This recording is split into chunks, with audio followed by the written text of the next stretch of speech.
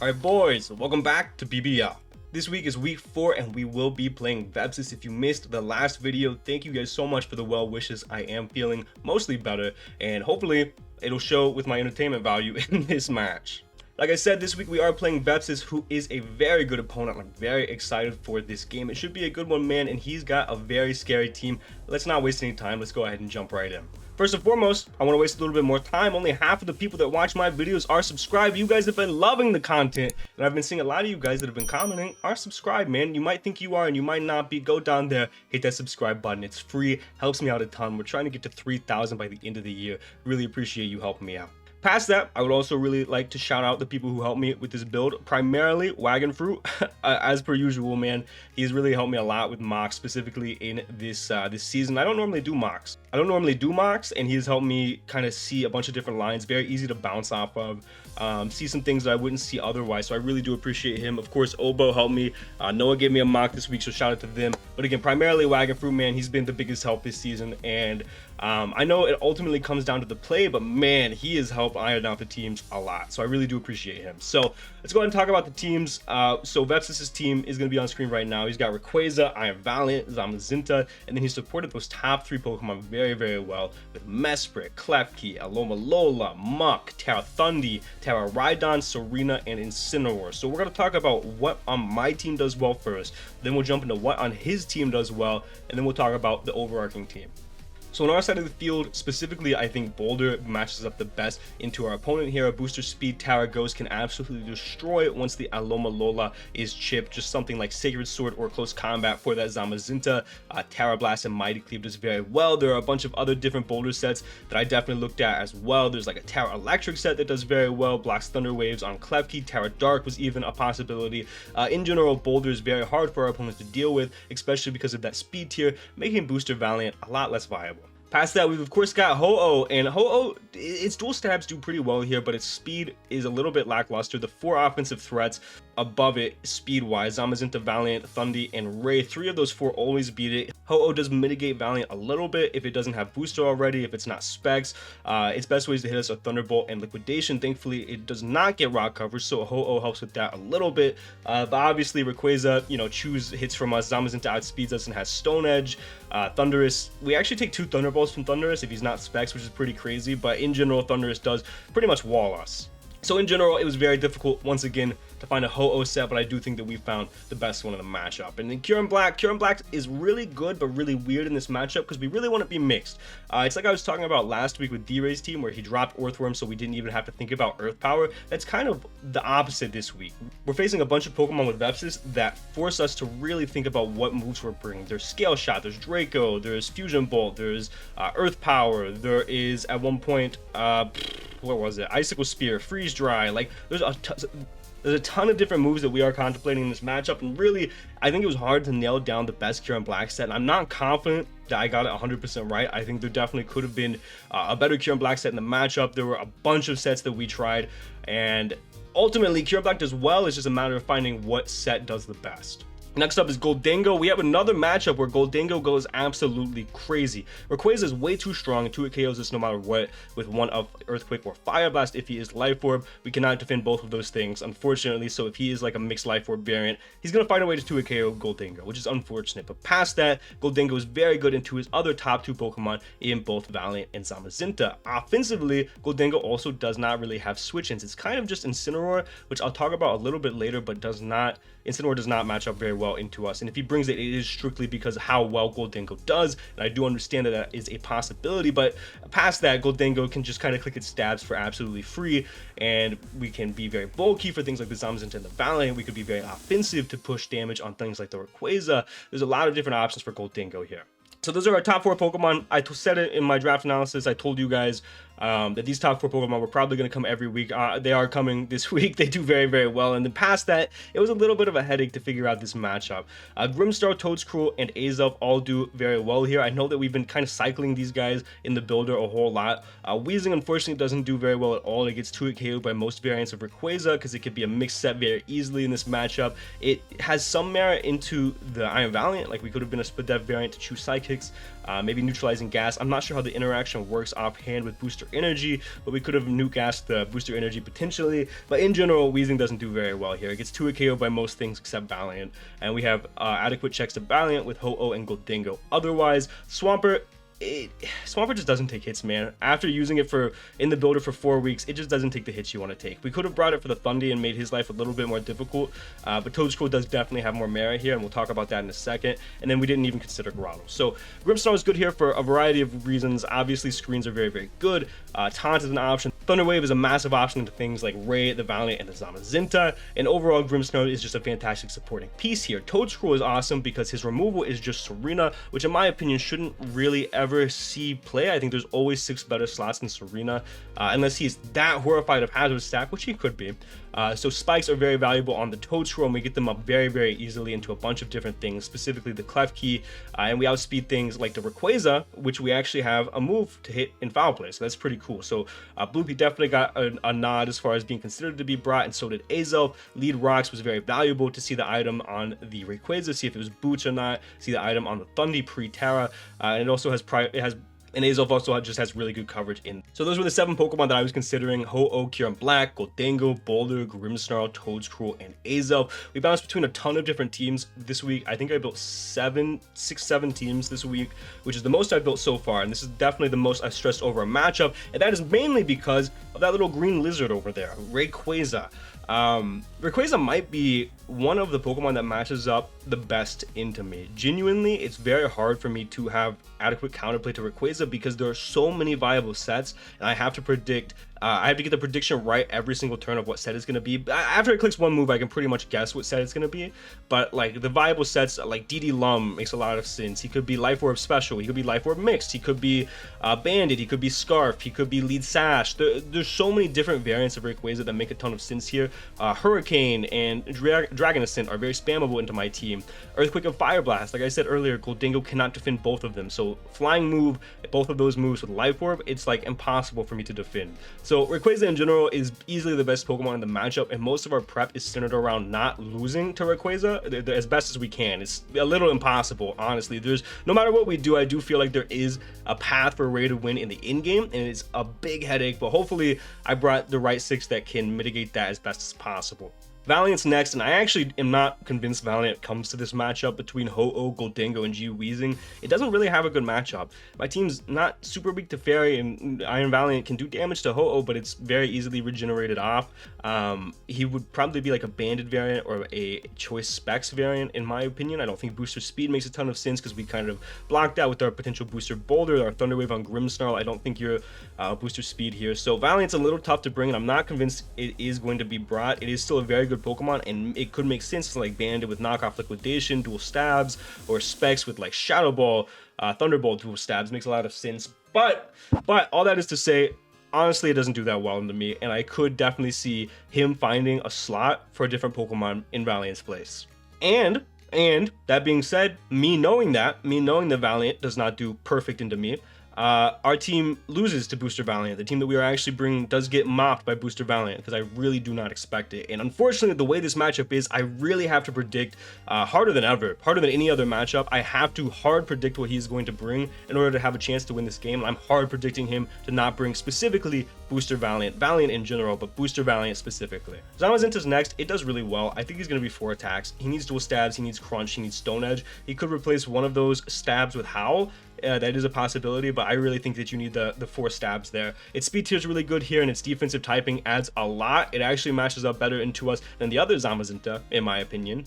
It is item locked, that's fine. Its bulk is very hard for us to deal with. Gholdengo does check it, kind of. It can take 2 crunches from like an adamant Zamazenta, which I don't think you're adamant into the Boulder, but that's neither here nor there. The point is that Gholdengo does like 30% back with Shadow Ball, which is definitely a little scary, and he might pivot into Thundurus on that anyway, because Thundurus does pretty well. It could be an AV Mon, and I could Thunder Wave, and he could eat that up. So Zamazenta is definitely a little scary. We do have ways to combat that I will talk about a little bit later, but overall, on the matchup, Zamazenta is hard for me to deal with. Past that, I think the 4th best Pokemon on his team is going to be Terra Thunderous Theory, and I don't know if I said it was Terra earlier. It's Terra Thundi, Terra Rhydon. Terra Thundi is horrifying, and there's a lot of different types that make sense. In my mind, the type that makes the most sense is going to be Steel, because it outspeeds Ho-Oh, so it doesn't have to worry about a raw fire move KOing it. It actually offensively does massive damage to Kyurem-Black, does not quite Oko, but does about 77%, if I do recall correctly, 77 to 91, something like that. It still gets the Volt Absorb, so it blocks the Thunder Wave, and it resists Iron Boulder Mighty Cleave, so it gives me a hard click deciding on whether I want to click Fighting move or Rock move, as he potentially Terras or potentially does not Terra. So Thundi is very hard for us to deal with. There's a lot of potential sets. I think AV and Plot make the most sense in my opinion, and Plot specifically is going to put us in a little bit of a blender, and we'll have to play around it accordingly. But if we can force out the Terra on the Thunderous, then this game becomes a whole lot easier, especially if he is going to be that Terra Steel. He could also be Terra Ice to hit the Toedscruel, Terra Grass to hit the Swampert. He could also be, I saw Terra Electric, just raw Terra Electric. It makes a lot of sense as well. If he doesn't respect Toedscruel and Swampert, he can just U-turn on those Pokemon, and then once everything's low enough, Thunderbolt does a lot of damage. So Thunderous is very horrifying. Outside of that, we got Mesprit. I think Mesprit sucks. Mesprit does suck. However, Trick Room is very good into my team. There is a world in which he brings Trick Room Mesprit into Rhydon, which is actually probably the variant of the team that I am the most scared of, and that team destroys me. That team, like I said, rock types just do me dirty, and Rhydon is no exception, man. Edgequake's very hard for me to deal with, and Mesprit with like Trick Room, Healing Wish, Thunder Wave, U-turn, something like that is very difficult for me to deal with. It could also be a special or physical sponge to take hits from whatever type of Kyurem he thinks we are going to be bringing. So Mesprit is definitely annoying. Klefki, I don't know if it comes. I honestly don't know if it comes. Klefki has merit. Dual screens are very good at blocking damage, because my team's not very great at outputting damage. And if he can slow down specifically the Boulder and the QB, which he can very easily with those screens or the potential of Thunder Wave, then this game becomes a lot easier. He could, I don't know what word I said. This game becomes a lot easier. He could also be Foul Play. Foul Play does a lot of damage to the majority of my team. Spikes are also free, but the problem with Klefki is Gholdengo hardwalls it forever and Toedscruel hardwalls it forever. And those two Pokemon can switch on that very easily and take a really big advantage of that Klefki. So there's positive and negative reasons to bring the Klefki. I don't think it's going to come, because I think the negatives outweigh the positives, but if it does come, I'm not surprised. Next up, Aloe. Aloe comes, it walls my Boulder. If he doesn't bring Aloe, I would be very mad at myself, because that means the first team that we brought into Mox was correct, and we should have brought that. But I really think Aloe comes. If he's scared of like a Terra Electric Boulder, maybe it doesn't come, but even then it lives a +2 electric Terra Blast, and he can Icy Wind, and then my entire Boulder game plan's over, right? Because then you just go Zama and you revenge me very easily. So specifically, Icy Wind Aloe I think is a very big possibility here. Icy Wind Flip Turn Wish Protect, very, very scary and hard for me to deal with, and is solely the reason why I stress so much about this matchup. That and Rayquaza, obviously. I don't think Muk comes. Muk doesn't make a whole lot of sense to me. Rhydon makes a ton of sense. Terra Water or Terra Fire, both of which make sense. Dual Stabs, Swords Dance, and then whatever last move you want. Terra Blast, Fire Punch, Ice Punch. It doesn't matter, dude. Rhydon puts me in a blender if he is going to be offensive under Trick Room. Very hard to deal with. And then Serena and Incineroar. Look, I don't think Serena ever comes. Incineroar does have merit. Like, I'm not saying Incineroar shouldn't come, but again, I think there are 6 better Pokemon than Muk, Serena, and Incineroar. And between Ray, Valiant, Zama, Mesprit, Klefki, Aloe, Thundi, and Rhydon, 6 of those 8 Pokemon, in my opinion, are going to come. And if Muk or Serena or Incineroar come, then I think we can deal with them adequately. Incineroar a little bit less so than the other 2, but I under-prepped for them for sure. All right, with all that out the way, boys, let's talk about my team and why we are bringing it. Our first Pokemon is going to be a Scarf Ho-Oh, and this is actually going to be used as an offensive pivot. And I know it's a little bit weird to hear something be called a pivot when it doesn't have U-turn if you're a Draft League player, because Draft League player loves click U-turn. But basically what this is this can switch in hard on the Thundi and on the Zamazenta. Primarily the Zamazenta is what we're going to do, because Zamazenta comes in on something like the Gholdengo or the Toedscruel, and it can't click Stone Edge, right? So once he is unable to click Stone Edge on us, we go hard into this Ho-Oh, and we're able to KO him with a potential overheat, or in general, he doesn't have good overheat resist on his team, so we're able to get some big damage there. We could also have an in-game here with this Ho-Oh with the Hurricane. Hurricane's very free into his team. As long as we hit, we can very much so get things in range of that Hurricane and win in the late game with this Ho-Oh. I could not find a better Ho-Oh than this. I like this Ho-Oh a lot. We ran only one mock with this Ho-Oh, with this team, by the way, so I'm a little uncomfortable because we rebuilt the team so many times, but I'm the most comfortable with this build. So Ho-Oh outpaces pretty much everything. I think its speed is to outspeed a Zamazenta at +1 with our Choice Scarf, and then we're modest. We do a ton of damage, dual stats, super free into him. We have to force out the Tara on Rhydon if he does have it for us to do adequate damage, and we have to force out the Tara on Thundy to get that KO with the Fire Stab. All that is to say that we can offensively switch this in on the Zamazenta and do a ton of damage, and that is the game plan with this Ho-Oh. Our next Pokemon is going to be Kyurem-Black. We're sub, Scale Shot, Freeze Dry, and Earth Power with the loaded dice to get as many hits from that Scale Shot as we can. And we're max special attack, max speed. We speed tie Rayquaza, and we do as much damage as we can with the two moves we're going to click the most often, Freeze Dry and Earth Power. Scale Shot is here primarily for that speed boost. Sub is here to click in the face of that Mesprit. Obviously, he could Psychic Noise to go past our sub, but generally speaking, if I do expect the Trick Room variant, which I do think that that is the best set into us and what I'm the most scared of, Sub allows us to click it in the face of that Mesprit and stall Trick Room turns. On top of that, we can also click Sub on the face of Aloe, and if he's Play Rough, he's Play Rough, he breaks our sub. I don't think you have the slots for Play Rough in my opinion. I don't even think you stay in on me because Freeze Dry damage, any damage on Aloe is massive for the in-game. So getting that Freeze Dry off on the Aloe would be huge, getting the sub off on the Aloe would be huge. In general, this set, I don't know if I'm the most comfortable with it. I think that it does well. I know it does well, and getting behind a sub is massive and very hard for our opponents to deal with once we get that +1 speed. I also had a set that was Dragon Dance Life Orb, Mixed Attacker. I had a set that was Scarf. And honestly, guys, I'm not sure what set is best, but I think this set does what we need to do the best in this situation where I'm scared of Mesprit Trick Room, where I'm scared of that in-game Aloe. I think that this set does very well. Next up, we're going to have Big Iron Boulder, Big Shoulder Day, and this is actually going to be our guaranteed lead because we match up very poorly into a lead Rayquaza. So the whole thought process is if we lead this turn 1, if he's Scarf or Sash, we live, it doesn't matter. We do not get damage, but turn 1, we are going to click Swords Dance pretty much no matter what. Because Rayquaza should switch or should be Scarf. If he switches, fantastic, we get that information that he's not Scarf. If he's Scarf, fantastic, we switch accordingly. It is a little bit of a waste of a Boulder, but we really need to find out what set that Rayquaza is, right? Mighty Cleave does massive damage. Terra Blast Electric is free into the Aloe, and Close Combat helps us hit the Rhydon and the Zamazenta. So the line that I'm essentially expecting is if he leads Ray, he's not Sash, he's not Scarf, we Swords Dance as he brings us, we Swords Dance as he switches into the Rhydon, we Close Combat as he brings us down to Sash, he goes Aloe as we do Close Combat and gets sustainable damage, and then we Terra Blast and do 40% to the Zama and bring out that Dauntless Shield, which could potentially help in the in-game with something like, which honestly doesn't really help anymore, but him not having Dauntless for body press damage is going to be extremely nice. So essentially why we are leaving Boulder is because we are so damn scared of that Rayquaza. That is that simple. We can outspeed the Iron Valiant. We can outspeed the Iron Valiant with our speed, and then we went the rest into attack and a little bit invested in bulk. We had a couple of different boulders. Like I said, we had a booster speed Terra Ghost boulder that did so good if there was no Aloe, but just Aloe existing makes it so tough to bring that set. So this is what we went with. We're going to try to do as much damage as we can as early as possible. Our next set is going to be Gholdengo, Mr. Feast. We are going to be a Specs variant of Mr. Feast. I had Colbur for a very long time because it completely shut down the Valiant, but Valiant wasn't that big of an issue, like I said. So we went Specs because it does still take 2 crunches from that Zamazenta. We're able to Shadow Ball and do actual damage and put him in range of the Ho-Oh, because the way it was going anyway with the set that I was, Colbur Recover Plot, was I plotted, I Shadow Balled, I lived on like 3 because I EV to take 2 crunches, and then I switched out anyway. So this lets us get that damage and then switch out and have a 50% HP Gholdengo for the in-game. Our EVs allow us to live a Rayquaza, Life Orb, Earthquake, and we couldn't also live the Fire Blast, so we have enough special attack to guarantee Oko or Rayquaza if that situation does arise, and then we went the rest into special defense. And we went Focus Blast last slot. It hits both Zama and gets a guaranteed Oko if that situation does arise, and also hits the Incineroar.